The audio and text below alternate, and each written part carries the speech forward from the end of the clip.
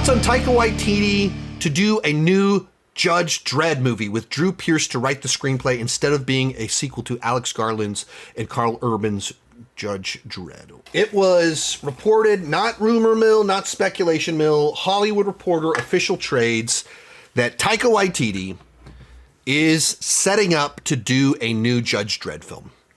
There have been two in the past. One of them was 1995, and Sylvester Stallone did a version that was largely just hated by everyone.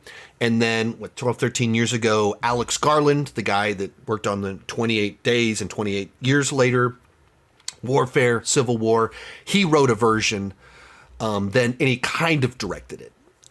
He's not the credited director, but he's also he's kind of the director on it. With Carl Urban, that didn't do well at the box office, but people loved it. So people have hoped that they do a sequel to it. And that's not happening. We are getting a brand new version from Taika Waititi. So what do I think of that? My first gut reaction is, oh, no. No, why? Why? Taika Waititi, I can't think of the last time someone just burned through so much goodwill so fast. He went scorched earth on his goodwill with the nerds. And it's kind of was just one movie.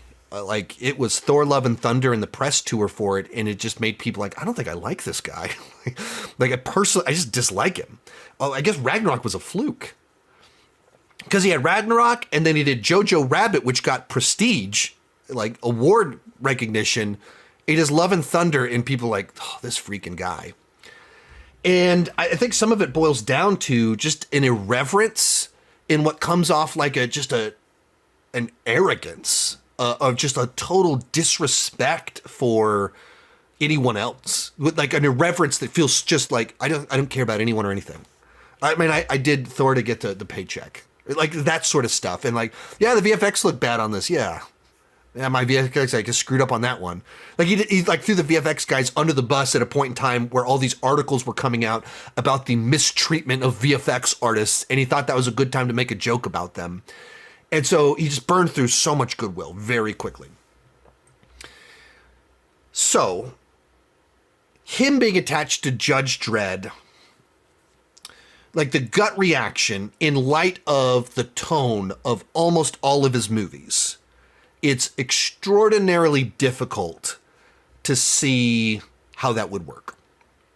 It's tough to see it and see a version of it that feels right. Judge Dredd is certainly has a satirical side to it and just extreme, but it doesn't, there's not an obvious parallel in his work.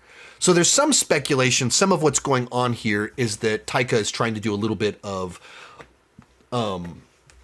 reputation cleanup here. That he's seen the way people responded to him, so he's all right, let me take something that people have strong opinions about, and let me try and show them that I can handle things with respect. But when you have someone that just felt like they just had so little respect for the source material and so little concern for it, it's tough to trust them with anything. And I think that's at the core of a lot of this. Just I don't want to trust him with anything right now. He convinced me that he doesn't care, and I believed him. But it's being written by Drew Pearce, who worked on Iron Man 3 with Shane Black, which if Shane Black will willingly work with you, that's good. Wrote the story for Mission Impossible Rogue Nation, and then screenplays for Hobbs and Shaw and The Fall Guy. And then I guess he's written a screenplay for a Thomas Crown Affair version that's coming out next year. Directed by Michael B. Jordan. Interesting. Oh, I don't think I realized Michael B. Jordan was doing Thomas Crown Affair. That's interesting. So he's got some solid credits. Not all of them are fantastic, but he has some solid credits. And he's the one writing the script. So perhaps that's exactly what Taika needs. That someone else does a lot of the heavy lifting on the script and everything.